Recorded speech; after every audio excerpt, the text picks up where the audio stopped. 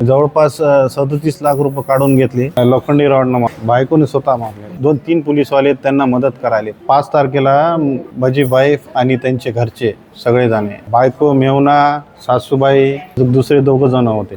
अशी 5-6 जण होते बघा. पण मला घरात येऊन मारहाण यांनी दोघांनीच केली आणि बाकीचे बाहेर थांबून त्यांना हत्यार देऊ लागले. प्रकरण म्हणजे प्रॉपर्टीसाठी यांनी मला पहिले पण आमच्याकडून फसवणूक करून पैसे काढलेले होते. जवळपास 37 लाख रुपये काढून घेतले. घर आणि इथले नांदेड मधली प्रॉपर्टी आमच्या नावावर करून द्या असं म्हणायला लागले आणि मला आणि माझ्या आईला मारून टाकतो म्हणून चालू आहे. आणि ह्याच्यामध्ये पोलीसवाले 2-3 पोलीसवाले त्यांना मदत करायले. मी 2 वर्षापासून मी खूप अर्ज केले पण पोलीस स्टेशन मध्ये तर मला येऊच देना गेलते. तुमचं सगळं खोटं आहे म्हणून लागले. ह्याच्यामध्ये कॉन्स्टेबल सदाशिव आवाड त्यांचा खास माणूस आहे. कंप्लेन घेणा गेलते काय नाही आणि वरून आम्हालाच प्रेशर मध्ये आणू लागले, दबाव टाकू लागले होते. मेन PI त्यांच्या हाताशी धरूनच हे चालू आहे.